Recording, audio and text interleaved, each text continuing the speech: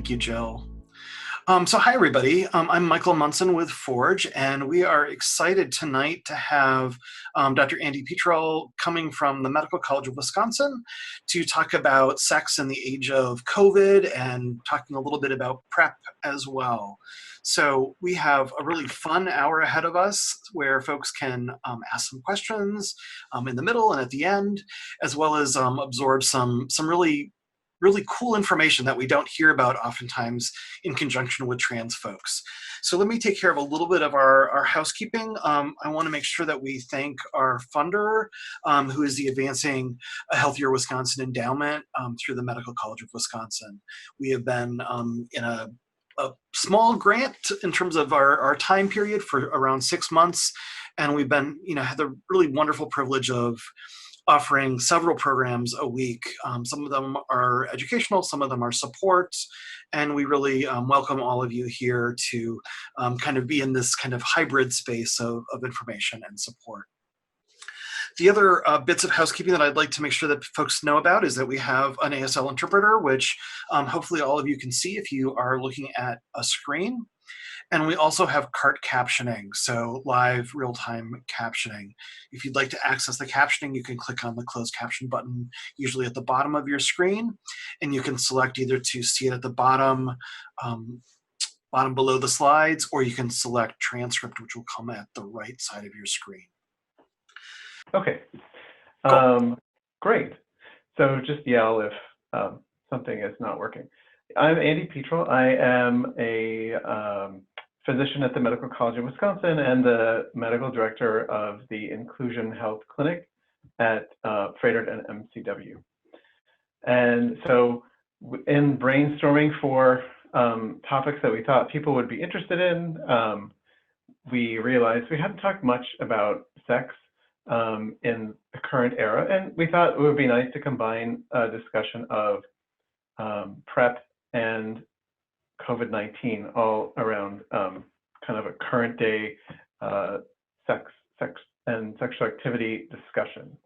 So I thank you for the comments you've put out so far, and I think we're going to get to address a lot of those comments that you've made, and hopefully we can interact a bit either through the chat or with your questions in a little while.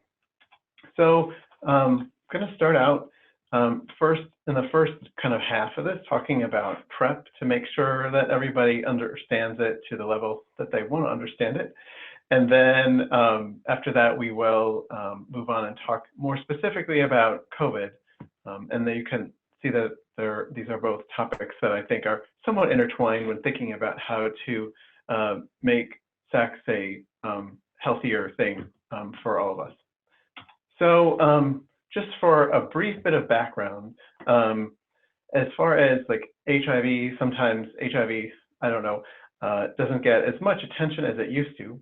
I put up some numbers here just about the current state of HIV in the world, in the US and in Wisconsin, as far as how many new infections we think occur every year, and how many deaths we think are related to HIV.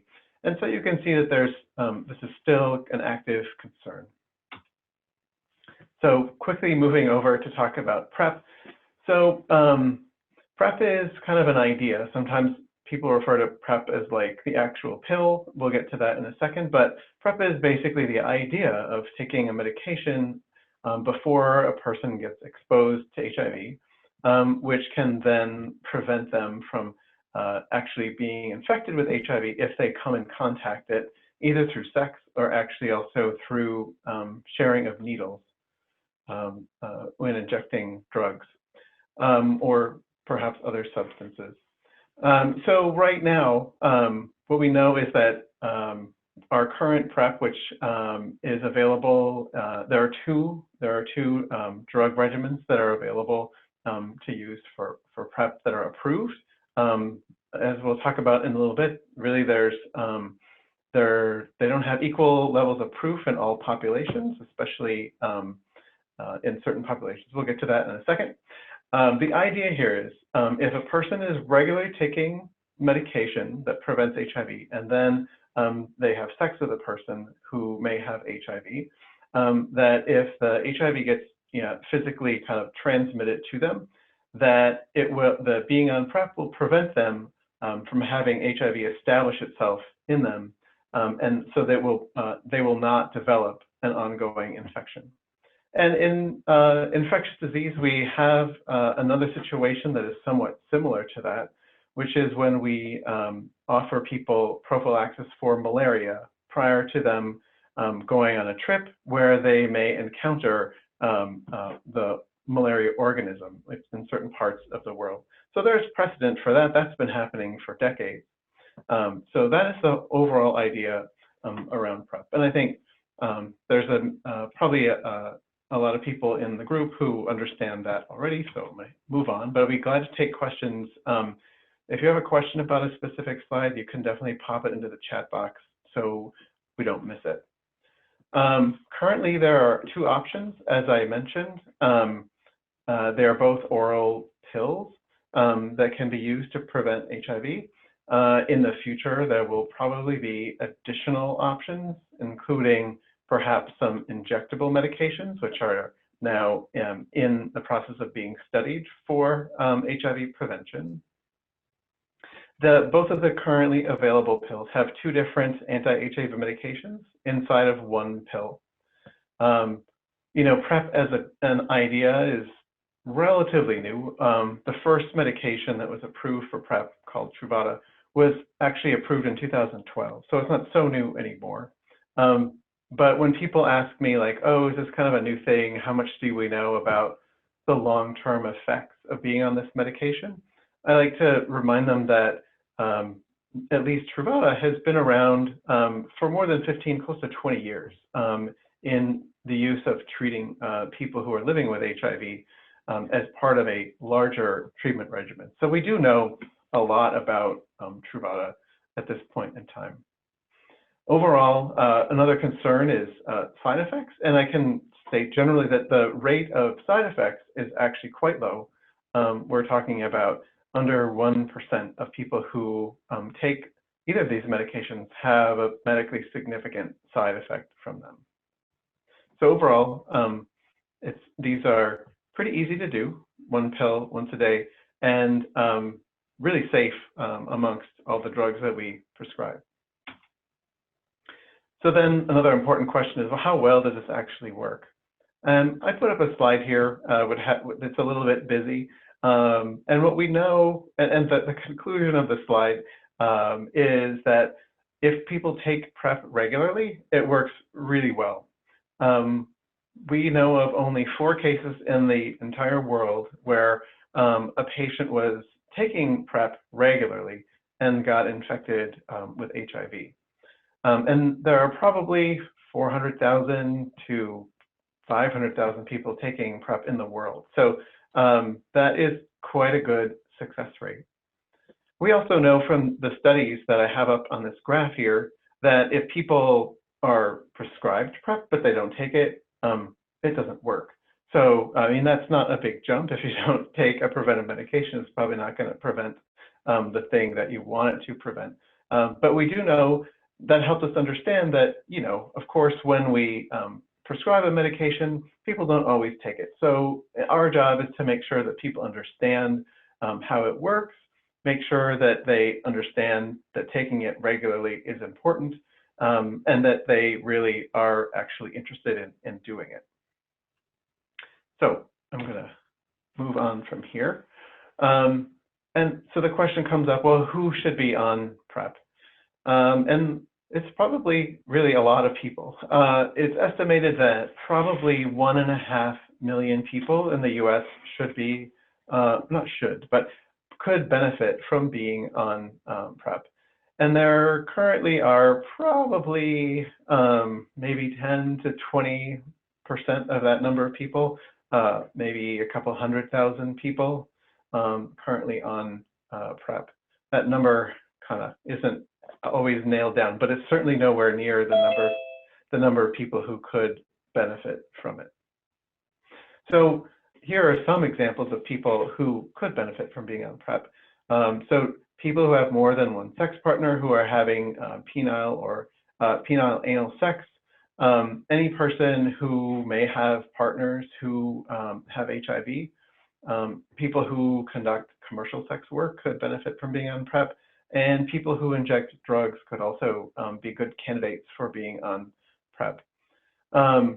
There have been studies of HIV prevention in people who inject drugs, and which also show that it works well, just as it does when used in people who have sexual exposures to HIV.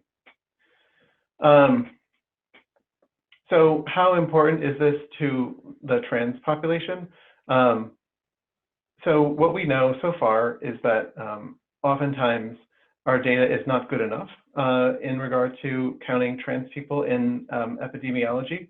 And so some studies suggest that around 10 to 15% of trans women have HIV, and perhaps 3% of trans men have it. So I'm just reading the little chat. And yeah, so it depends. Thanks for that comment. There is definitely a range in these numbers, but any number here is concerning, especially when we think about the general population in the U.S., where the prevalence of HIV is about 0.5%. So this, to me, this means this is a population that could benefit a lot from understanding and perhaps being on PrEP. So just as a reminder, I think people probably are aware of this, but PrEP doesn't really do anything to prevent other STDs. It doesn't do anything for pregnancy, and it does not actually treat HIV. When we need to treat HIV, we need to use additional medications besides the two that we use when we are giving someone PrEP. So it often comes up, what do we know about how well PrEP works for trans folks? And what we know is that, well, certainly trans folks have been included in some of the studies, really not to the extent that most of us would want, but we do know enough about that to make some conclusions. So drug interactions between Truvada and hormones have been studied. We know that Truvada does not affect hormone levels, so it should not affect someone's transitioning or maintenance on their hormone therapy. We do know that estrogen can lower Truvada levels, and this is in the many studies that have looked at this separately. They found is that estrogen lowers Truvada by perhaps between 10 and 20% from the levels that you would get if you were not taking estrogen. So that is thankfully not an amount that is meaningful. It means that perhaps trans folks should be a little more attentive to adherence, meaning taking the pill every day. People who are not taking estrogen would have a little bit more leeway. Like if they missed a dose or two a week, that actually would probably be fine. We know that PrEP is forgiving enough to be taken probably 5 days a week, and well, 7 is preferred. That bit of cushion means that in this case, a small change in the levels in the blood is actually going to still provide enough protection to prevent HIV in most cases. I love these questions, but Michael, stop me when you want to ask questions, because I'm looking at a few different places. Why don't we keep on going, and then there's going to be, I know there's going to be a really logical break. So. Okay. Yes. Okay. Thank you. I just want everyone to know I see your questions, but I can't read them and talk very well at the same time. So my conclusion from this part of the talk is that certainly more studies of trans folks and PrEP are needed, and some are actually being done. Like right now, there's a study called the LIGHT study, as I have listed on here, and they are trying to enroll 1,100 trans women in the study specifically, and that I believe is headquartered in New York. and they're enrolling people online, so anybody from throughout the country could be enrolled in that studies. We know, I would say, even less about trans men in PrEP. There have been some studies published this year that suggest that somewhere between 25 and 50% of trans guys could benefit from being on PrEP based on the way they answer the sexual activity questions, but that this is a pretty wide range. One study found that as few as 3% of trans guys are taking PrEP, and one study, and there's a range up to the highest amount being 30% of trans guys in one study were found to be on PrEP. So, of course, it matters exactly who you're enrolling in these studies when you're asking these questions. So if you sample different populations, you'll get a range of answers. But this is a summary of what we know so far, pretty condensed summary. But there is ongoing work in this area. A lot of people have recognized that we do need more PrEP studies involving trans folks, and are taking that challenge on. I mean, maybe a little too late, but it's happening now. So I wanted to get into the side effects briefly. So one side effect that is frequently referred to is the chance of a kidney problem from being on Truvada, which is the first drug approved for PrEP. This is an extremely rare occurrence, happening in far less than 1% of people. So we almost never see that. The other issue is that Truvada can cause a small decrease in the bone density of about 1 to 2%. And what we know is that a 1 to 2% change in bone density is not likely to have any meaningful outcome. And the main outcome we think of with bone density is fractures of bone. So a number of studies have shown no difference in the likelihood of a fracture in people who were taking Truvada versus people who were not taking it. So generally, Truvada is considered quite safe. There is a syndrome that I would say 10 to 20% of people get when they're first starting the medication. We kind of refer to it as startup syndrome, just for brevity's sake. It usually consists of a little bit of nausea and sometimes a headache. And this can bother people for 3 to 5 days, and usually not constantly, but on and off during the first few days, and is usually gone after 1 week. So especially when we tell people that they might expect this, it's helpful for them to know that if they just keep taking it, these symptoms will dissipate, and then they won't experience them after the first week.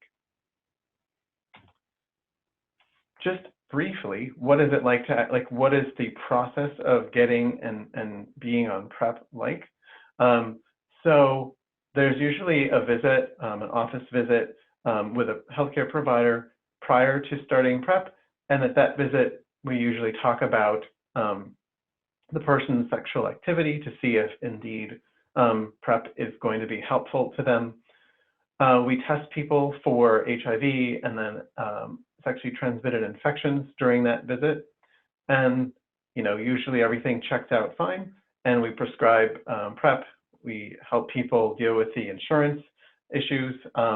We help them navigate those as part of our practice. And then at 3-month intervals, there is some follow-up testing required, which includes the same things, HIV and STI testing. And we like to make sure that people are taking the medication and not having any problems with that. And then once every 6 months, we will check a blood test that monitors someone's kidney function. So relatively simple. It gets, I would say, pretty routine and slightly boring after the first couple of visits.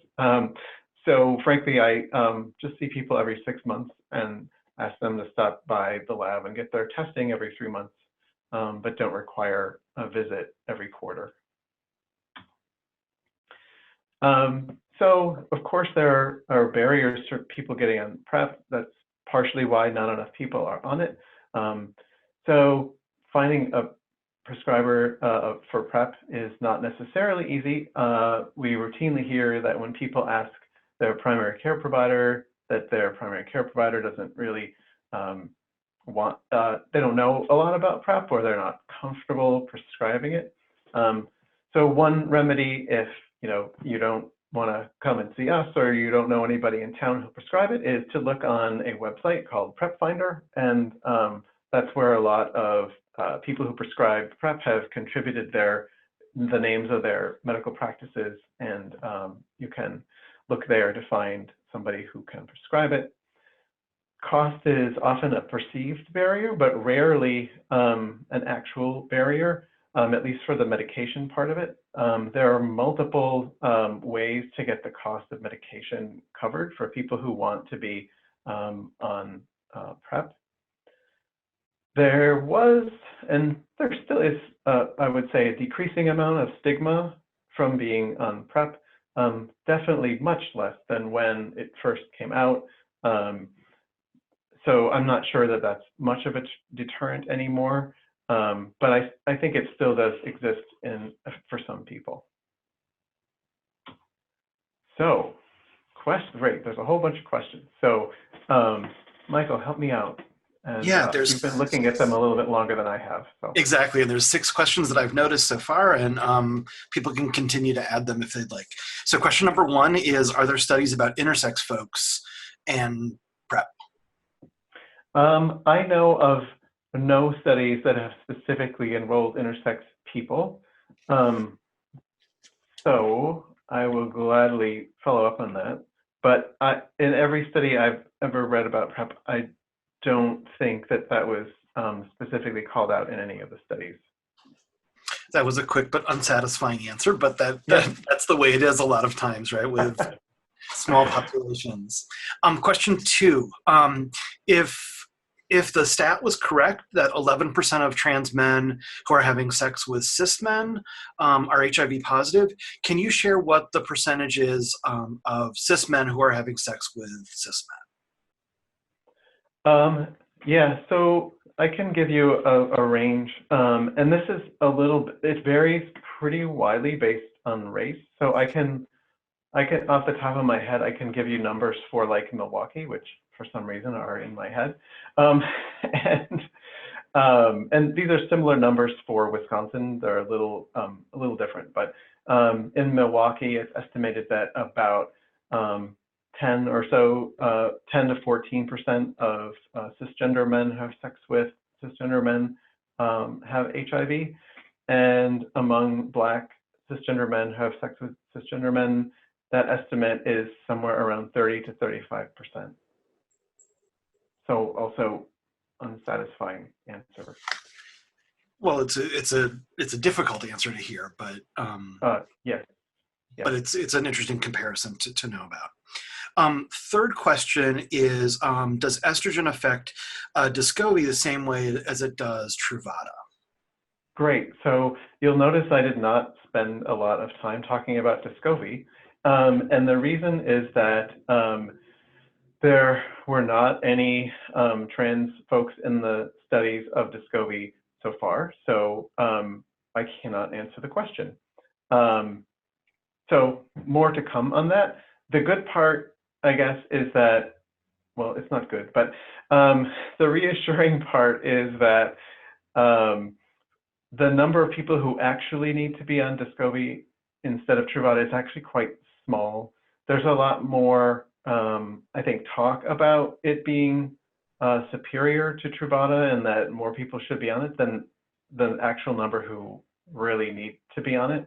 I think the perception of it and the kind of talk that it got in the public was, it got a lot of press. It got picked up pretty quickly that this is going to be a better drug, and the data really don't support that it's better for many people at all. I would say that the number of people, or the people who could benefit from being on it are people who already have severe kidney dysfunction to begin with. Those people could take Descovy when they could not take Truvada, and there are just a few other circumstances. So that's my take on Descovy and estrogen. We don't know enough to be able to answer the question right now.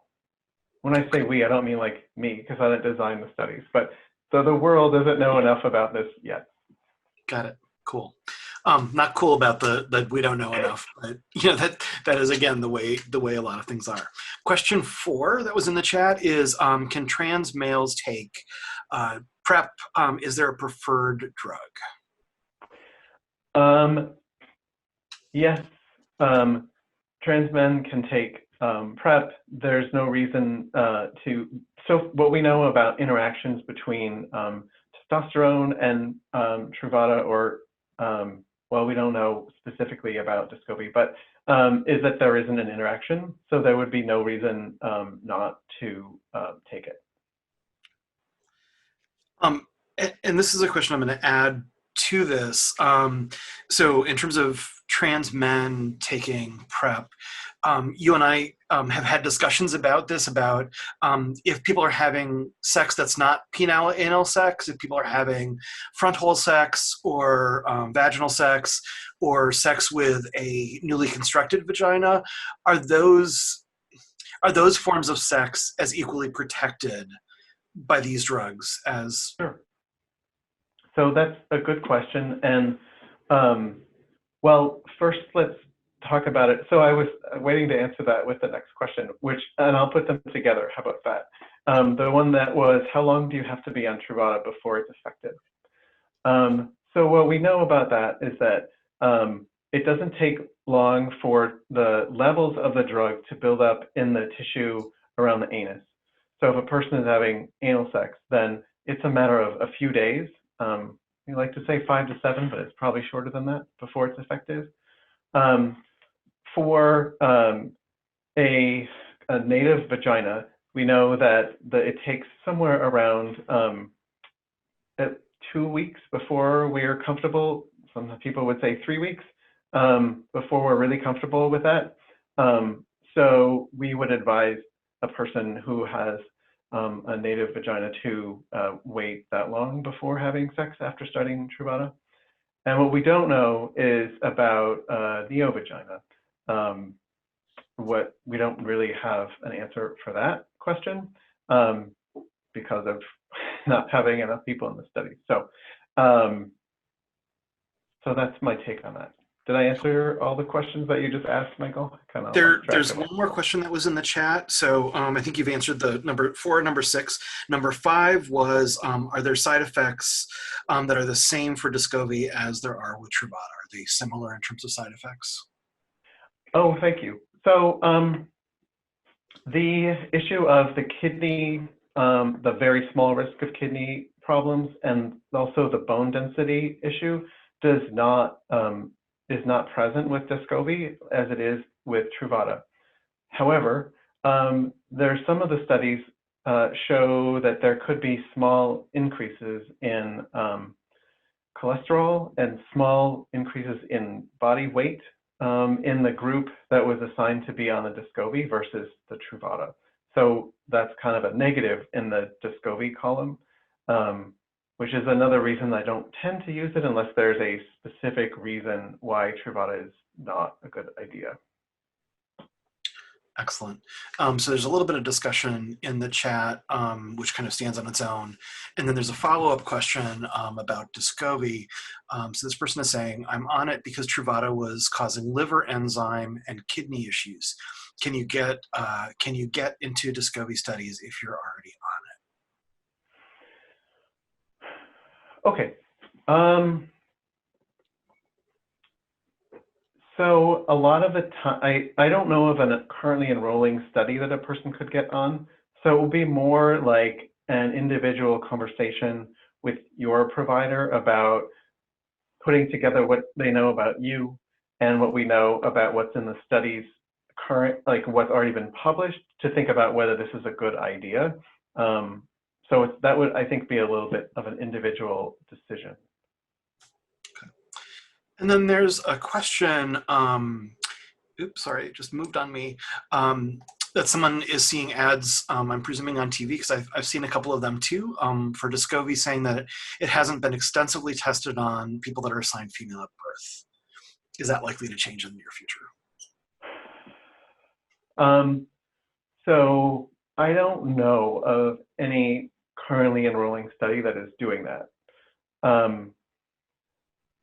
There is a study looking at trans women that is currently enrolling that I mentioned a little bit ago, but I do not know.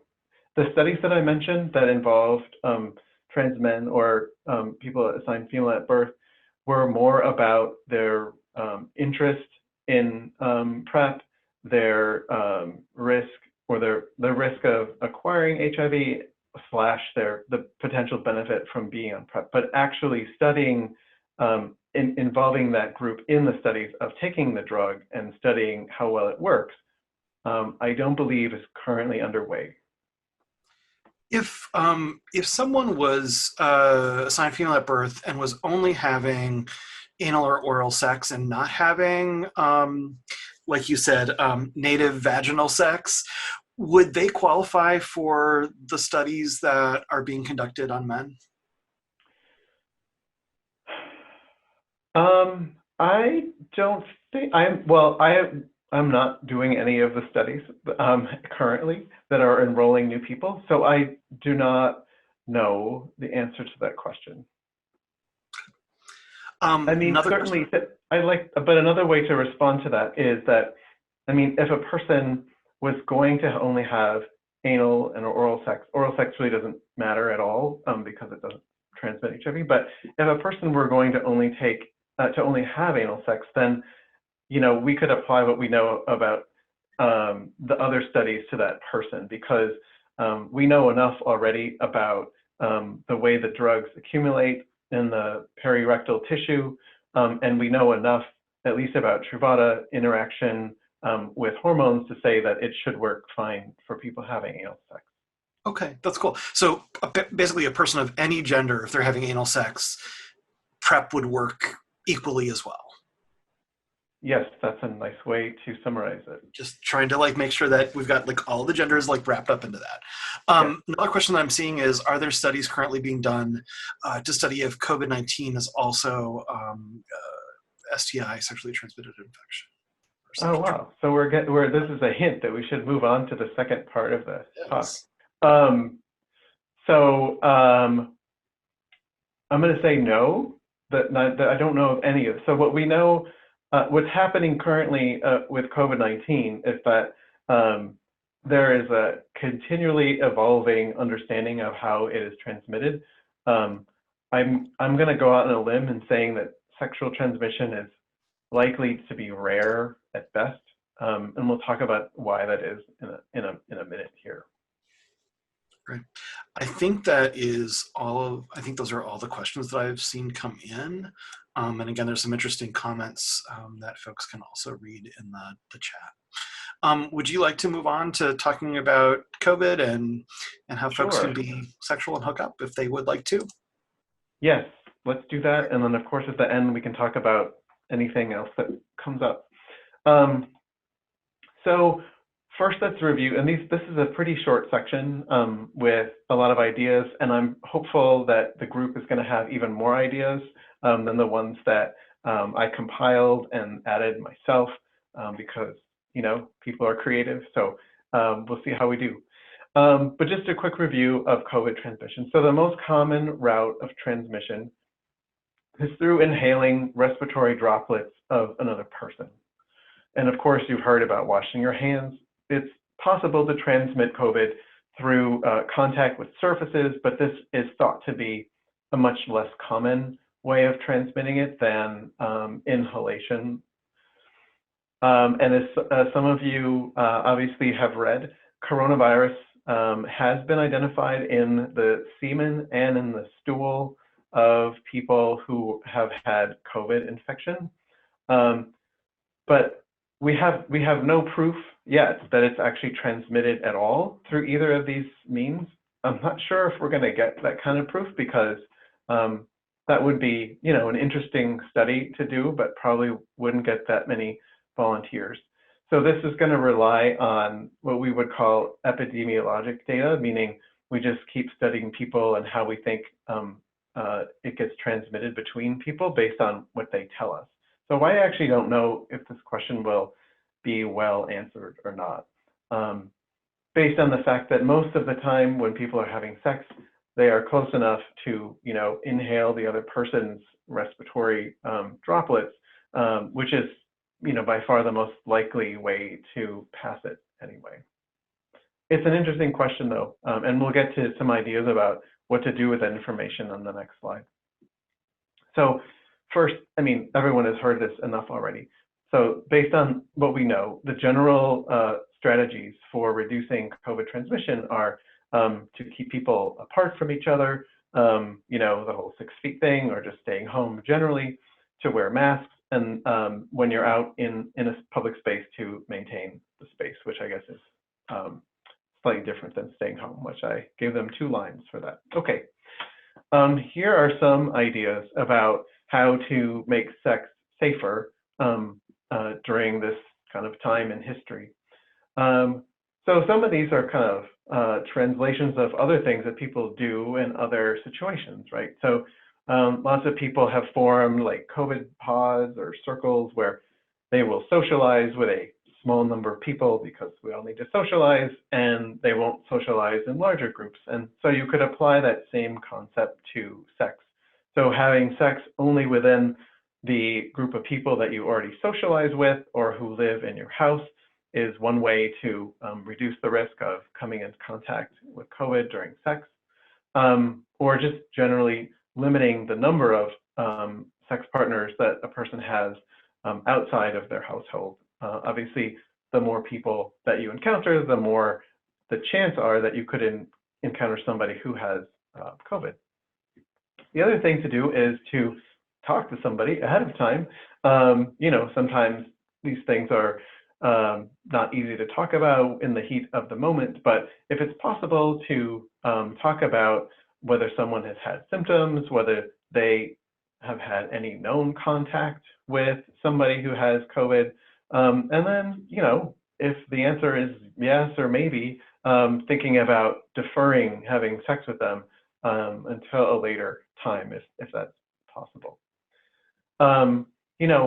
Some people like having sex in larger groups of people, and minimizing that kind of exposure would help minimize the risk of coming into contact with COVID.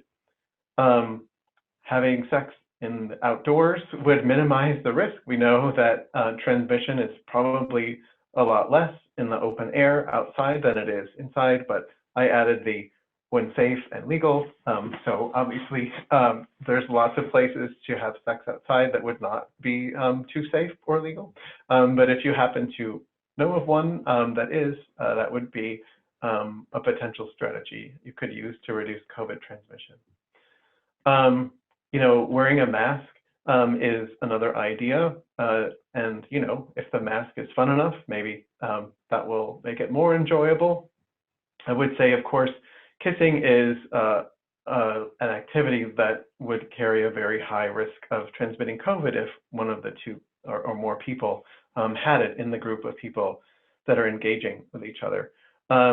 So if you feel like avoiding kissing, that would decrease the risk of COVID transmission. I threw in here washing hands after sex. So as we discussed, there can be COVID on the semen and stool, and so washing your hands to get rid of those body fluids after the fact could help you, if you haven't picked up COVID during the event, from getting it afterwards, from having it on your hands and then touching your face, your mouth, or your nose, or your eyes. And then thinking about how you're feeling, and also perhaps declining sex at times when you might not be feeling well, especially if you have any known exposure to other people with COVID, and then testing. So if there's a time when you're wondering, or if you were around people who might have been have had COVID, then testing in those situations can help you decide if it's an okay idea for you to engage in sex. And this is probably especially important if any of your sex partners are people who may be at higher risk for complications of COVID. Okay, I think there's a couple of ideas for lower risk activities. Michael and I, went back and forth on some of these, but maybe things like doing online sex or sexting, which sounds now kind of creepy in the context. But if people are consenting to it, then it could be a way to engage in sexual activity without any COVID risk. Mutual masturbation with a partner would carry a relatively low risk for an in-person activity. I threw in condoms or dental dams here. Since we don't have any proof of whether the semen or the stool or other fluids actually transmit COVID, I can't say that these are necessarily going to be helpful, but it would be something to do if you were interested in that and wanted to reduce the risk. Again, with the body fluid, so avoiding rimming and kissing would be suggestions as to how to lower the risk further. There was no chatted questions during this whole, okay. Great, I was thinking this would generate. So if you have more ideas that you want to put out here, let's get those out. Otherwise, we'll see if any questions come in. There's maybe I'll put this back up just for fun here. So we have one that's out in the public, and I've got one that came in privately. So the one that's out there is how long should a person monitor themselves for symptoms after potential exposure? Like how long do we now think it takes for symptoms to develop? Yeah. So if you come in contact with COVID, we think that the kind of a 10-day time period is probably the right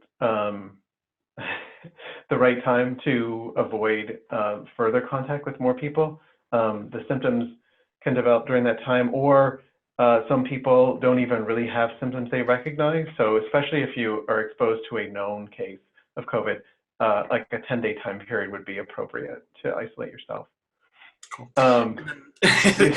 You're seeing the comments about glory holes. I was surprised that you didn't include those. So yes, these I definitely thought about it. I don't know if I just ran out of lines on there, but that is a great suggestion.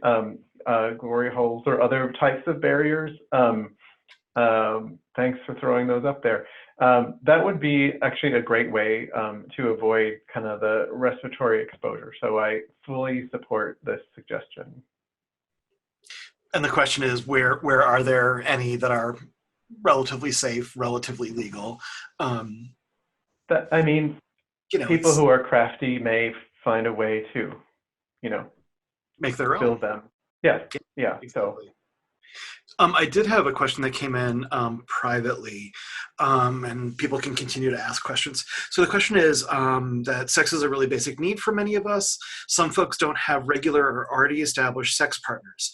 Can you talk about how to minimize COVID risks for folks who want to hook up, connect more anonymously, or start dating or playing with a new person that's not currently in their sphere?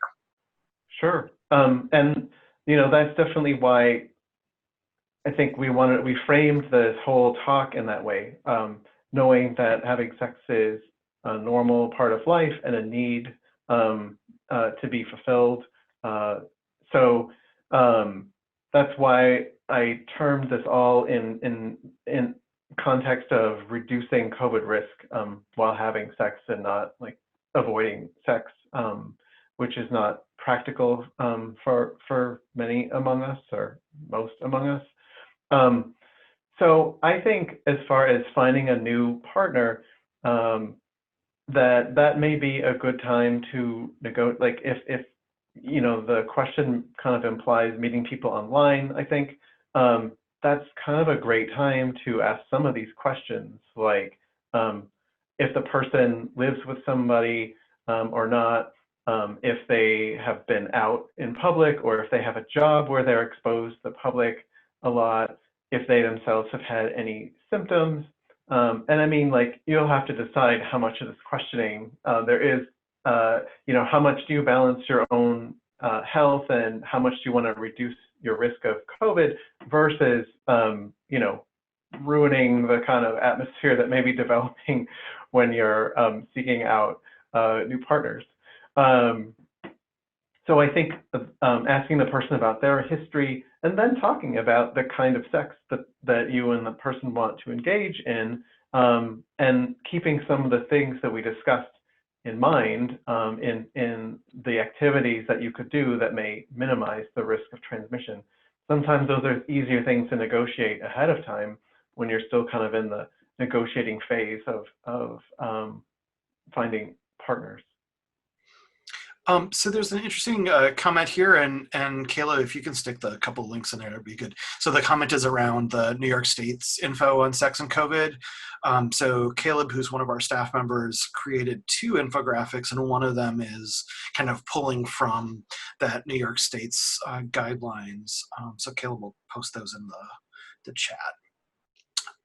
So the other question is, how effective are masks likely to be during heavy breathing in close proximity? Would positions that put a partner's face farther away potentially help?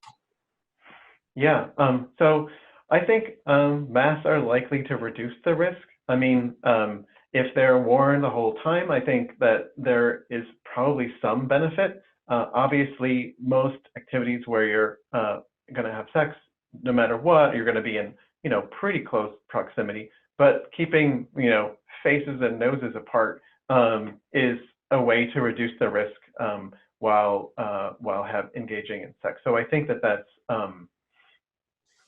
if that works for, still enjoying sexual activity, I think it's a fine strategy to reduce the risk. And it probably does reduce the risk, especially considering that we probably produce like more respiratory particles during a strenuous activity, like having sex, that may be a time where it's perhaps even more useful than at other times when we're maybe just sitting and talking with someone at a coffee shop or something.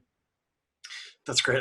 I'm on a Facebook group that is actually talking about like positions of sex as well as like making masks hot. Like how do you create the kind of the hotness of using protective gear or of having sex in different positions that are a little bit safer. So it's, I think that we're finding creative ways as communities to be sexual and make things more exciting for folks.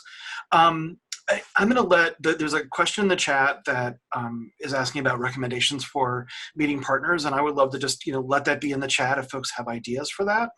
And before we get to the next question there's a hand up.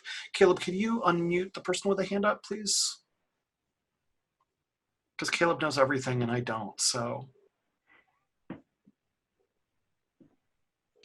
Michael, I cannot unmute right now. It looks like I'm not, maybe not. Well, I think I just did. So the person with a hand, if you'd like to talk, I think I've just asked you to unmute if you'd like to.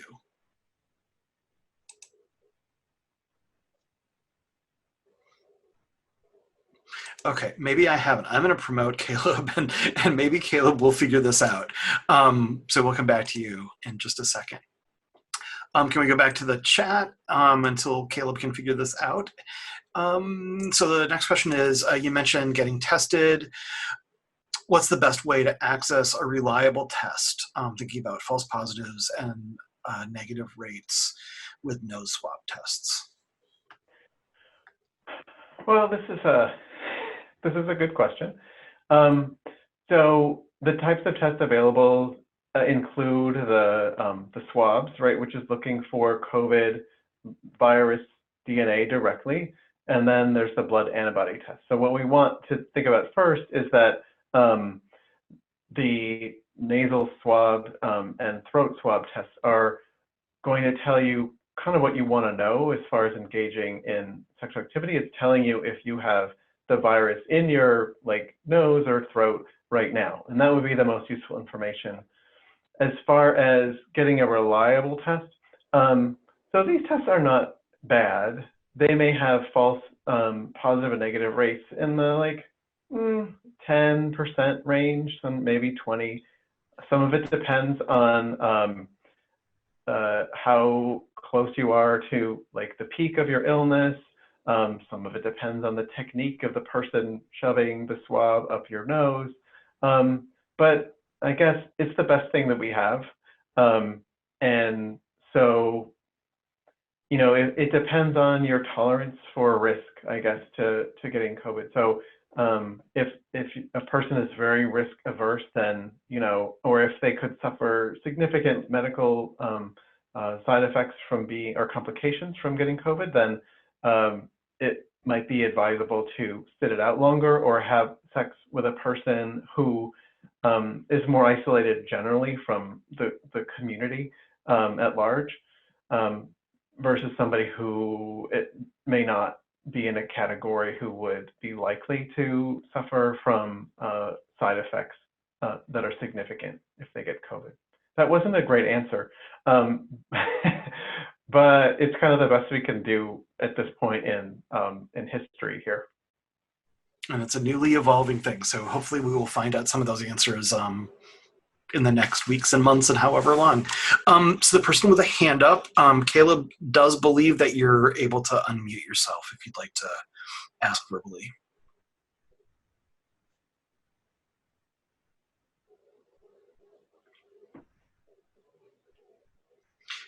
And we all love technology, so. The person with your hand up, you should be able to unmute yourself now. You have the option to do that. It should be on the bottom bar of your screen.